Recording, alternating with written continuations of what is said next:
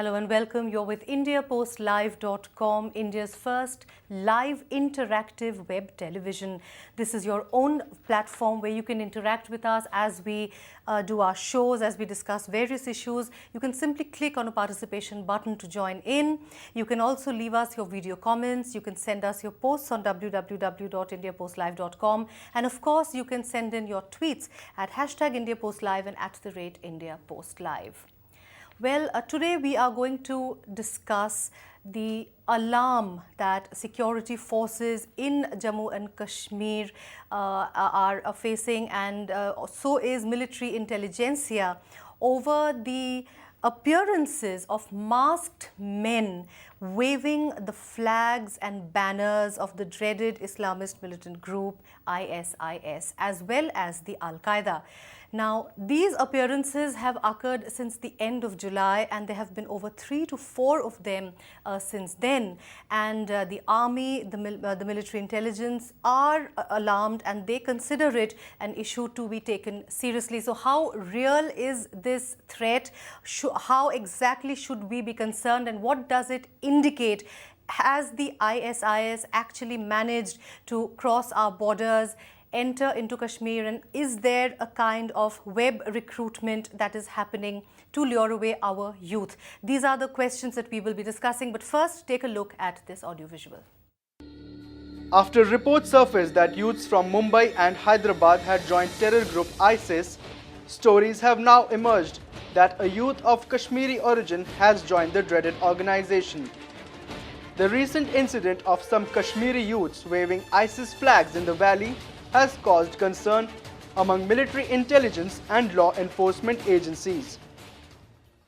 While Jammu and Kashmir Chief Minister Omar Abdullah has rubbished the possibility of Kashmiris joining ISIS and called those involved in the flag-waving incident some idiots, General Officer Commanding of the Army's 15th Corps, Lieutenant General Subrata Saha, has expressed concern over such an event and has vowed more preparedness.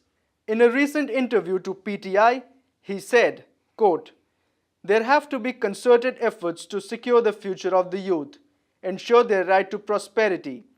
Once this is done, they will be dissuaded from the temptations of this propaganda," unquote. The question we are asking at India Post Live is, how real is the threat, and how can one prevent inroads of ISIS into South Asia, especially Kashmir?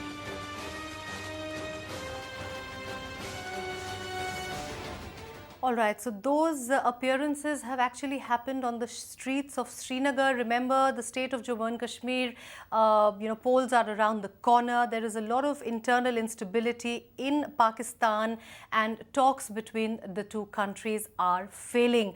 These are major causes of concern, and in a situation like that, masked youth holding and waving the flags and banners of ISIS and Al-Qaeda seems to be a very grave situation. Now, I'm joined online by 3 experts who are going to give us a very real and a very insightful perspective on that issue. I'm joined by Vicky Nanjappa. Vicky Nanjappa is an internal security analyst. He joins us through Google Hangout from Bangalore. Hi, Vicky. Welcome to IndiaPostLive.com. Thank you. I'm joined by Rajendra Khushu ji. He is a social media activist. And I'm also joined by Brigadier Rahul Bhosle, retired. He is the Director of Security Risks Asia, a think tank. Sir, thank you so much for joining us. Hi, thank you. Thank you so much. So let me start with you, Rahul sir. We are just talking of, on the streets of Srinagar, young men waving the ISIS flag. What does that indicate? How worried should India be? You see, firstly, let me say straight away that there is no real threat of ISIS or the Al-Qaeda carrying out any activity in India in the immediate terms. Okay. Let us not do scaremongering. That is the first point I'd like to make. Okay. Now, I'm making that point. Firstly, it's not only Kashmir where these flags have come. These flags are also in Kerala. And these sort of things have been seen in other places also in India itself. Okay. So let's not make it Kashmir focus, and let's not do the scaremongering. That is point number 1. Why I am saying so? I am saying so for a number of reasons. Firstly, the Al Qaeda and the ISIS has not no ideological congruence with the militancy in Kashmir. There is no congruence of Islam of ISIS and Islam which is being practiced in Kashmir. There's complete, some sort of a difference in the ideology. The ISI are following all the Salafist ideology. Now, Al Qaeda has tried earlier in Jammu and Kashmir in the 1990s. It has been thrown out by the Kashmiris. And I do not see the ISIS also to being rejected. Yes. Now, what you showed on the visuals is definitely very, very important from the point of view at what is the level of activity these terrorist groups are planning in that area. Right. That is where you have to look at. Now, if you see the terrorism cycle chain, the terrorism cycle or the chain has a number of steps or a number of hierarchies. The first hierarchy is indoctrination and recruitment. Right. Oblique affiliation. The second hierarchy is creation of the cells, and thereafter various other attacks, etc., etc. So where is this ISIS activity at present in Jammu and Kashmir as I see it? It is in terms of the indoctrination and motivation with the aim of recruitment of some of the youth. Now, yes, they wave the flags. Definitely, it is a cause of concern from the point of view that our youth in our country, it's not Kashmir, I'm saying our youth in our country, I'm trying to say again, whether it Kerala, whether it's Maharashtra, let me tell you, the first people to join from Yes. are not from Kashmir. They are from Maharashtra, Maharashtra. Thane, four of them have joined. So don't Yes. try to make it Kashmir centric and try to focus. That is again I'm emphasizing. But point is, they are trying to motivate the ISIS. They are trying to motivate, indoctrinate, and trying to attract our youth into that forum. That is a very dangerous side. Now, how are we going to counter that? That we can discuss subsequently. Sure. But that is the exact stage where this entire threat is at present. Yeah. And I do not visualize that this ISIS is suddenly going to come here in our country. No, there's no way they can come to our country in the next many, many years. I'm quite confident of that. But yes, they can use the terrorist groups who are already there in Jammu and Kashmir, such as Lashkar-e-Taiba, Hizbul Mujahideen, etc. They will carry out attacks. Definitely, they will get a boost. And that is where I think the danger lies, exactly as we see today. Thank you. All right. All right. Thank you so much for your opening comments, sir. Let me now bring in Rajendra Khushu, sir. He is a social media activist and an RTI activist as well. Sir, what Brigadier Sahab said, Brigadier Rahul Bhosle said that there is no threat and one should not, call it only something happening in Kashmir. Of course, what happened in Kashmir, there were reports that these people were actually protesting against Israel's assault on the Gaza Strip when the first time that these sightings of, these men holding the ISIS flags happened. What is your reading on the issue, sir? My reply to your opening question will be no. See, we have to understand the objective of ISIS, Okay. which is Islamic State, Yes. right? And this has been, prevalent in Kashmir not from today. It has been there since centuries. If you understand the Islamic State, I don't think Kashmir is left with any other religion other than the Muslims. Okay. That is Islam. Okay. So therefore, and whatever was left is that was removed 25 years back. So as of now, we can say it is already a Muslim state or an Islamic state. Okay. Now another point which I would like to sort of say is which is Hurriyat Fellow Jilani. He is in record already saying that Pakistan was created as an Islamic state in 1947. And according to an Islamic state, the belief is that it doesn't recognize democracy, it doesn't recognize nationality, it doesn't recognize religion, but Islam. Okay? So all non-Muslims are enemies of Allah. This is what is the belief. And when you're talking in the context of Kashmir, you should understand that the Kashmir province by itself is already a Muslim-dominated province, where this thing has been prevalent not from today. I mean, don't look at it from that perspective. Okay, so you're saying it was just a normal protest against Israel's attack on the Gaza Strip. Is that what you're saying? It is just a kind of solidarity gesture. Solidarity. I wouldn't call it threat to India. You wouldn't call it a threat to India. Okay. What about the point that Brigadier Sahab raised, the point of indoctrination, the point of recruitment?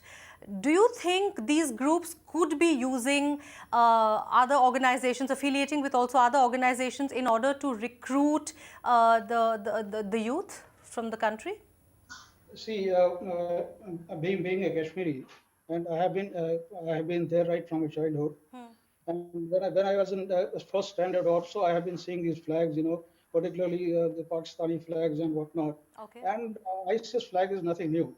Okay. This is basically, the youth of that place is obsessed with such kind of, gimmicks. And this is nothing but, we can say that childish act of these guys. And I don't take it very seriously that this is a threat. All right, all right. Thank you for your opening comments. Let me now bring in Vicky Nanjappa. Vicky Nanjappa is an internal security analyst, joins us from Bangalore. Do you agree with both the gentlemen? To a certain extent, yes, and to a certain extent, no. Because, see, the thing is, what has been happening is, what we've been seeing, when the ISIS guys, there were a couple of people in Tamil Nadu who were wearing T-shirts Yeah. with the ISIS banner. Yeah. Now, we have a man called as Haja Fakhruddin who was recruited into the ISIS, and he was, in fact, he did leave for Syria. And there's an investigation that is going on there. Sorry. Okay. So what tends to happen here is now, Omar Abdullah today has, made a statement saying these people who are holding the flags have no militancy record. Yes. Now, that statement is a little strange because, everyone at one point of time does not have a militancy record. What ISIS is basically to the world today is what the Americans have called it. They have tried to make jihad look cool. So, with all this merchandise, mugs and T-shirts and things like that. Now, this particular flag raising incident comes in the wake of this Tehrik-e-Taliban people in Pakistan raising support for the ISIS. Now, it's true. ISIS is not going to come into India immediately and then fight.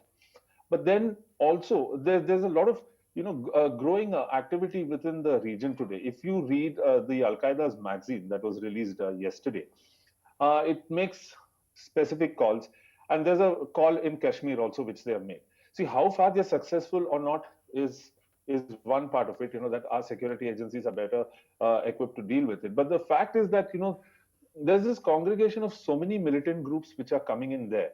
And now, ISIS, the flag being raised in Kashmir is now it's just another pointer, of things to come. Now, what happens is with the ISIS, the brutality which they have shown out there, and the fact that they've proven that they've been able to beat a certain part of the establishment in Iraq is what is the worrying symbol, and which is giving a lot of these, radical youth a lot of hope that, if these people come in here, then, they could replicate something very similar, because there has been an attempt by, a lot of these Pakistan militant groups to overthrow the establishment and then, declare Azad Kashmir as what they call it. So in that scenario, if something like this is, being shown, it should not be ignored altogether. It should be looked into. And in fact, whoever these youth are, you need to question them and all that, because what they're doing by raising this banner of this ISIS flag is, they're basically giving a call, a kind of an advertisement, say, come join, we're all together in this. And this, another thing which ideologically, it's ideological support. Yeah, that's correct. Ideological support. Another thing which I want to point out is that, the ISIS has in its scheme of things something called as the Global Islamic Council, which, goes through the map of India, which, it figures Gujarat, and it has Kashmir, all these things. But the fact is, today, if you look at it, technically Al Qaeda and ISIS are very different groups. I mean, at least that's what they claim. But Can I interject, Vicky? Can I just ask you one question? On your portal, vickynanjappa.com, you have just, there was a report as late as October 16th, where you have said categorically that ISIS and Al Qaeda are set to hit India. Yes, they will definitely come And together. you have said that Goa, Bangalore and Rajasthan are the three places that they are going to strike, and there have been terror alerts. Yes, that alert was in fact sounded by the DG of the NSG. There's been talk of this, because the Director General of the National Security Guards, in fact, he in fact in a press conference made that clear that there's in the scheme of things for these groups. And also, if you look at it, even in Iraq and even in Syria, there's a coming together of these two groups, which I find it very strange that these groups are operating separately, that they don't have any kind of common interest. And for that matter, even in Pakistan, for that matter, they wouldn't like to see multiple groups fighting against each other. Once the West pulls out of Afghanistan, and so they would like a lot of. If you read the latest magazine by the Al Qaeda, I mean that unfortunately is available only for private circulation, but it's very clear. The scheme of things is very, very clear. It's Afghanistan, it's Uttar Pradesh, it's West Bengal, Bangladesh, and of course Kashmir is a priority for them.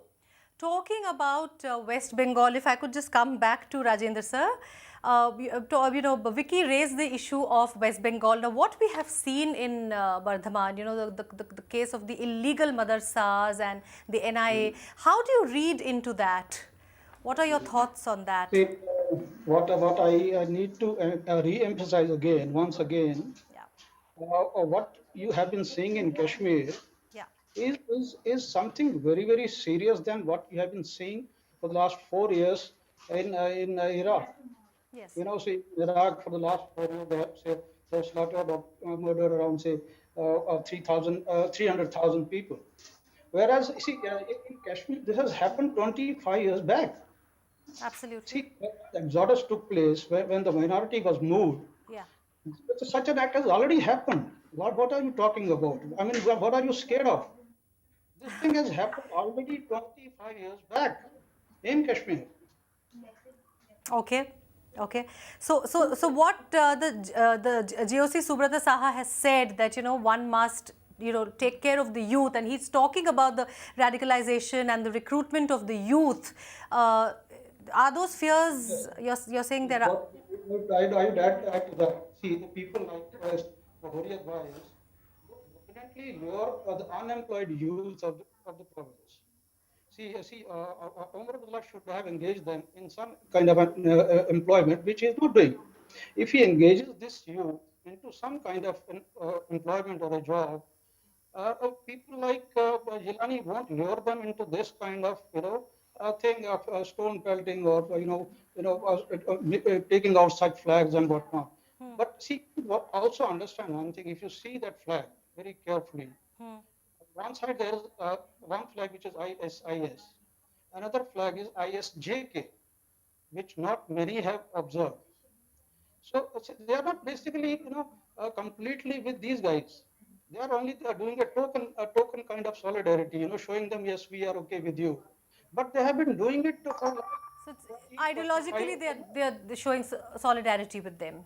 They are already doing it. Yes. I would say ISIS is sort of doing a internship. If you compare it with the Kashmir. ISIS is doing internship. Wow, that's a very strong statement to make. Okay. Exactly, I'm telling you. Because see, Kashmir, this thing has been happening for years together. Okay. Just All right. started this movie 4 Brigadier years Rahul back. Bhosle, let me get his reaction on that, sir. Very nice quote I got there on this show, that ISIS is doing internship compared to what has been happening in Kashmir for the past 25 years. So your reaction to that, please. And then if we could please move to Bengal, I want to address that also. Yeah, you see, the point is, as I said earlier, as Rajendra Saab has said, internship. I called it indoctrination and recruitment. In the language of terrorism, and he is, I mean, quite feels it something like it. He must be using a different term. That's about it. So that is where I think I completely agree with Rajendra Saab that the point is of employment of the youth. Now, if you don't employ the youth correctly, is a complete failure, I think, of the state government as well as the central government. And unless you employ these youth correctly, you'll find that they will be get drawn to all these things. So are you... As far as these, Go ahead, sir. as far as these flags and T-shirts and all concerned, this is a brand which ISIS has created in the last 3 months. Yeah. It is again, I may be, you may laugh at it, but it is like the McDonald. Now, like many of us use this, wear this jersey like McDonald, brand. It's a brand. Now, ISIS has caught the imagination of the people. So It is the not necessary. It is not necessary that they are going to align themselves with the ISIS, but it is a brand which has caught the image. Yes. Now the more serious thing, huh. the more serious So is so what. before we go on to Bardhaman and the illegal madrasas, That's the what I'm saying. That is the more serious thing. yeah, That I'm is saying before we go there, just before that, what you just said about the McDonald's. So are you saying that what Omar Abdullah has said, he's called those boys as some idiots, and he's saying not to take this thing very seriously. So you're saying that the army's fears are actually unfounded in no, terms no. of this, We are not trying to say the fears are unfounded, but the way to tackle it is different. right? Okay, It is not that these youth are going to tomorrow start laying bombs. No. yeah, What we have to do is firstly reach out to them, try to identify them, right, speak to their families, and try to sort of through their teachers, through their right. religious this thing, and try. These things are not done in Kashmir. These things are not done in India. ISIS is not a group which has got any the type of activities the ISIS has carried out has never been done in India in anywhere in any terrorist attack. So Right. Rajinder ji may disagree with me, but I'd like to say that the point is we have to reach out to the youth, try to convince them that this is not the way. If you want to show off, there are other ways, and that is where employment comes in very important. Absolutely. So I would not Mr. Omar Abdullah, nor with the GOC of 15 code. I would try to say reach out to the youth. Say exactly find out who are the youth, try to reach out to them, get to their families, try to demotivate them, try to bring them into the mainstream. That is how you have to tackle it, not All to right. just raise the flag and start raising this thing. But Moving on. You have made a very, very serious issue, which is much more serious than ISIS, and that is in West Bengal, what is happening. Yes. What has happened there is exactly the third or fourth stage of hierarchy as far as terrorist activity is concerned. Yes. That is creation of the cells, and those cells, to my mind, are spread in various parts of West Bengal. Only some of the cells have been discovered so far, others have not been discovered, and those cells have got cross-border linkages in Bangladesh. So that is a issue which we really have to pay our immediate focus, and we are unless we do something about that issue, just by sending the NIA to recover more bombs, more Bobs. sites is not going to help. We have to take some very stringent action to ensure that all these cells are unraveled there. Otherwise, we are in for much greater trouble than what we are envisaging in other parts of India. That is Right. my take on it. Thank you. Right. Thank you, sir. Rajendra ji, if you could react to this issue that Brigadier Saab called the larger and the most serious issue, that of the illegal madrasas in Bengal and the cross-border terrorism links. I was in fact trying to see if there is some kind of a connection to what we started the story with. Would you say there is any? See, I would more like to focus on Kashmir rather than West Bengal, which is the separate subject. When we are talking about Kashmir, we have to about Kashmir, and of course that's a concern. I don't deny. But while saying so, I would like to add something very interesting from the Hurriyat leader Jilani. I have seen him saying that Pakistan was created for an Islamic State. Sir, When he spoke, yes, Sir, can I just interrupt you for a second? Sir, your audio is not coming across very clearly to me. Let's just check your audio once and then I'll get back to you. Vicky, let me talk to you in the meantime. I understand you're also in a bit of a hurry, you have to leave. Okay, Vicky, this whole issue of, I was in fact trying to find a link. I'm not sure if there is any, the Bengal issue, the illegal madrasas. What is your reading on that vis-a-vis, what we started our story with? The illegal madrasas. To start Yes. with, I can start with the number, in fact, it says West Bengal alone is about 4,500 of them. So that is as per the Home Ministry's report. So what happens is, the thing is, I mean, how do we link these two issues? The illegal madrasas, what has been happening is, a large part of them have been found in these three areas of Murshidabad, Malda and Nagda, these three areas out there.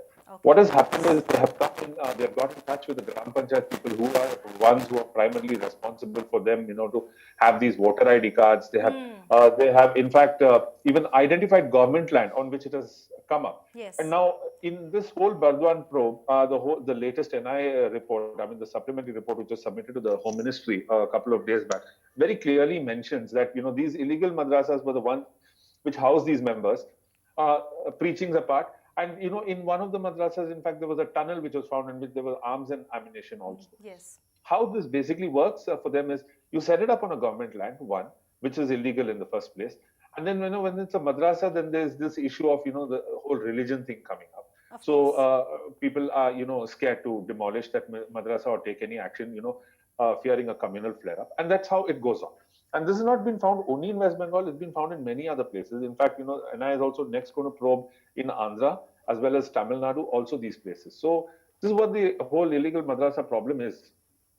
So would you agree that in fact what Brigadier Sahab said, that is in fact a larger issue and a more worrying issue than some young people waving the ISIS flag in Kashmir and other places? Yeah, it's all very, very interlinked. The Yes, thing is, that's see, exactly the whole thing what, is, yeah. Yeah, it's all very interlinked because one is, the whole thing is, the madrasas are actually creating the problem. The ISIS flag or the flag, what is happening, it just reflects the mindset of these youth. I mean, which is most important, the mindset of these youth. The indoctrination, as Sir was saying, the first step. Yeah. Exactly. Yeah. The whole mindset of the youth. That is what it reflects. And so, when you have that kind of a mindset, which means you are supporting brutality, and maybe not now, maybe not tomorrow, maybe not in the 5 years, but 10 years later, there's a possibility of you doing it. Yes. Today it may be 5, or it may be 20. And this kind of thing, But the seeds are there. Yes, that's what, the kind of hero worshipping that goes on. Abu Bakr al-Baghdadi has declared himself as the caliphate, as well as, declared the Islam. He's declared himself as the caliph, which has, caught the imagination of a lot of people. And what they basically believe is, with the caliphate being declared, they can, actually set up the Global Islamic Council in any part of the world. It's a belief. It may be not be a reality. It's a belief. But 5 people or 10 people are good enough to start a problem, and which it should be nipped in the bud instead of, being allowed to continue at any point of time. Do you see India and Pakistan kind of, at least identifying this problem of the indoctrination of the youth, especially as far as the ISIS is, because you're already shaking your head, okay, as far as the ISIS is concerned, and, kind of, talking about this on a joint platform? See, the thing is, India and Pakistan coming together to fight this issue, I don't see that happening at all, because I basically believe, if at all Pakistan does feel that, ISIS ever comes into this part of the region, and they get in, they get into an alliance with, like-minded groups. They have this thing called as the Ansar ul-Tawhid, which they have, which is a group of the Indian Mujahideen, ISIS, and the Tehrik-e-Taliban. Right. If they see that these 3 people are coming together and becoming a little too strong, I'm sure they're not going to solve the problem. In fact, they will join them, in fact, to make sure that all of them remain intact. And one more point I want to say is that back in, I still remember doing this story back, I think, in the month of June, on June 3rd, there was a camp of the Lashkar-e-Taiba which was discovered. And in that camp, there were Nigerians and Chechens who were being trained. Where? Now in Pakistan. Okay, and these Nigerians and Chechens were being trained in this Lashkar camp, who are meant to go alongside the ISIS and fight in Syria and Iraq. Now you see, mindset, they will all come together eventually. It's not like, this is India's specific problem here, which we need to deal with. And that's why I'm saying, however insignificant the waving of the flags may be concerned, but what, it needs to be nipped in the bud. You don't allow 5 people to become 10 tomorrow. Right. You don't want that mindset spread. Which is why the army made the statement it did. Now, before you go, Vicky, if I could just, there's a video response that has in fact come in from Pakistan. I raised that issue because I thought this is a very important perspective. There is Amir Mughal, who is a defense security analyst, and he has sent us a video response on this entire issue of the waving of the flags. Let's take a look at what Amir Mughal has had to say to India Post Live. I would request to the government of Pakistan and India to take a deep breath and look around in the Middle East and look around within their countries. This latest surge in ISIS and Daesh, and allegedly they are making inroads in South Asia, must be checked immediately. The first step should be that the government of Pakistan and India should return to dialogue immediately to de-escalate tension on LOC and resolve matters through dialogue. I would also request to the political parties of Pakistan to sit together and take a firm stand against mixing religion with politics in Pakistan, particularly in Pakistan, to stop any more schism in the society. Because ISIS or Daesh are not only against non-Muslims, but they are also against the Muslims who do not follow their kind of ideology. Prevailing sectarian situation in Pakistan is also very volatile. Therefore, Pakistani government, particularly the rulers and Pakistani political parties, should stop joking around and sit together to sort this matter out once and for all. Both the countries, India and Pakistan, should take a deep breath and look around what is happening in the Middle East. Do they want the same situation in Pakistan and India? Are they out of their mind if they are not taking these things seriously? They should take these things seriously and very seriously. Or otherwise, look around the Turkish border, Jordanian border, Syrian border, Iraqi border, and refugee camps there. Do we want our people in refugee camps in both India and Pakistan? For God's sake, enough is enough. For God's sake, enough is enough, says Amir Mughal. He exhorts the governments of both the countries to take a deep breath. I don't know if you heard that. I'm just, kind of repeating that for you. Take a deep breath, look around what's happening in the Middle East, and stop joking around. That's what he finally tells. Okay, so Vicky, thank you so much. I understand that you have to go. So thank you so much for joining us with your perspective. Let me just get a reaction to what you said from Rajendra Khushu Sahab. Thanks so much, Vicky. It was great having you. Great having you on the show. Rajendra Sahab, Vicky just talked about the illegal madrasa issue in Bengal, and of course he did say that at some level they are interlinked as far as the ideology is concerned. What are your thoughts on that? Again, the whole point goes back to indoctrination and web indoctrination. See, as I said, engaging these local youths.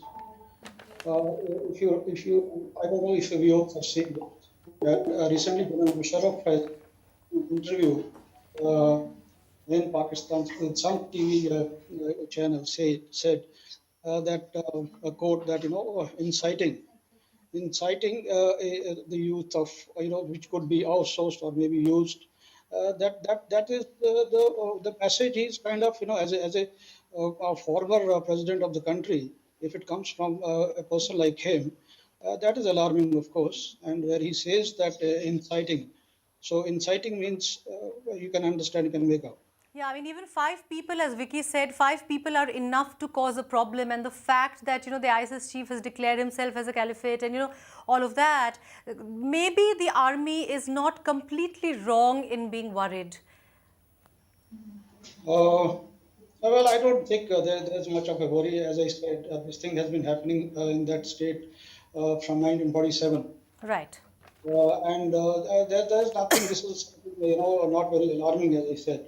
It is just a gesture or sort of solidarity gesture, which can be ignored in isolation. There's nothing to be worried about. It's only that the people, the youth have to be engaged in some kind of employment, and I think would work.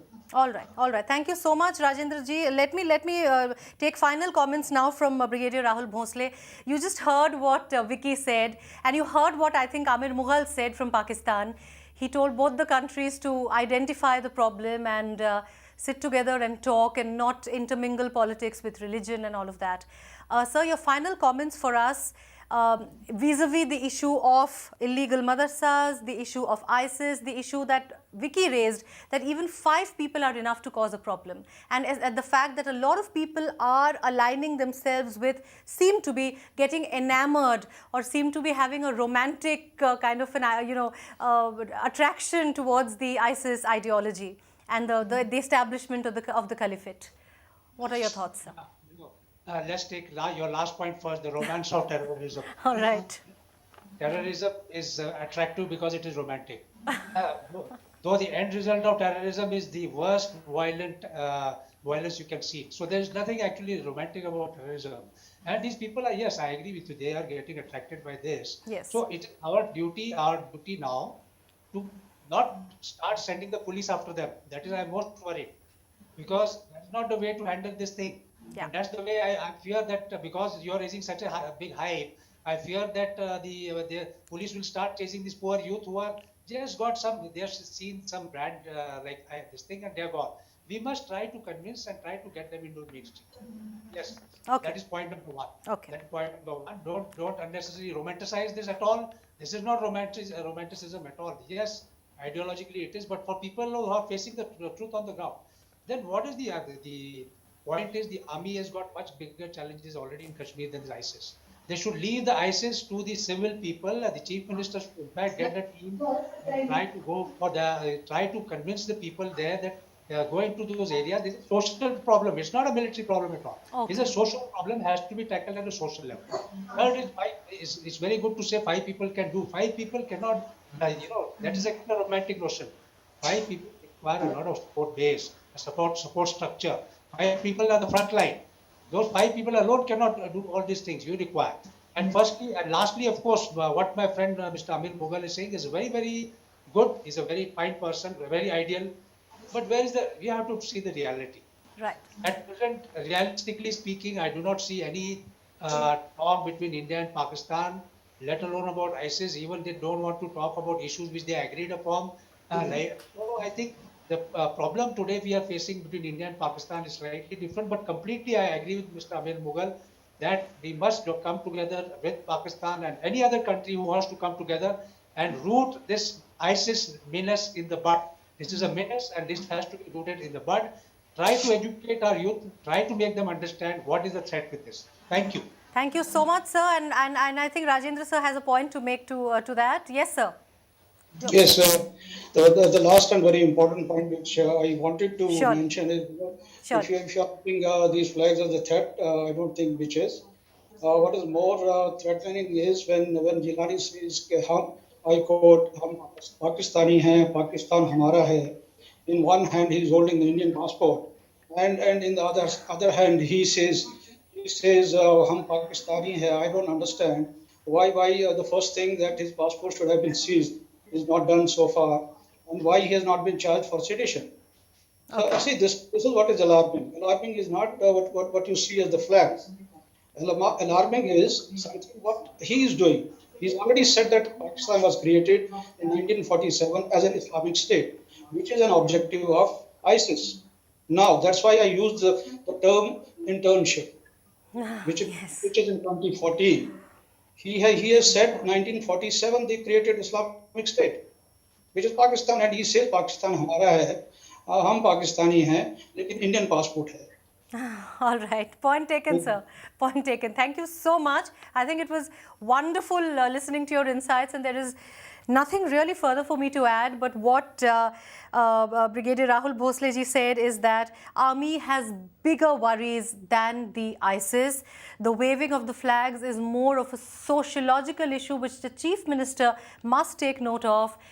Give people jobs and automatically this problem will go away. And of course, what Rajendra Khushru ji said, he said that, the more worrying factor is when people hold an Indian passport and say, hum Pakistani hai. All right, thank you so much to both of you for talking to us. It was great having you. I think it was a great discussion. And I do hope that all of you also, sir, we are definitely not trying to scaremonger. India Post Live is definitely not trying to scaremonger. We raised this issue so that you could come and dispel it. Thank you so much. Thank you so much. It was great having you. And all of you, thank you so much, sir. And all of you, whatever your thoughts on these very contentious issues are, please write into us at India Post Live, your posts, your video comments, and of course your tweets at # India Post Live and @India Post Live. Thanks so much. Bye-bye.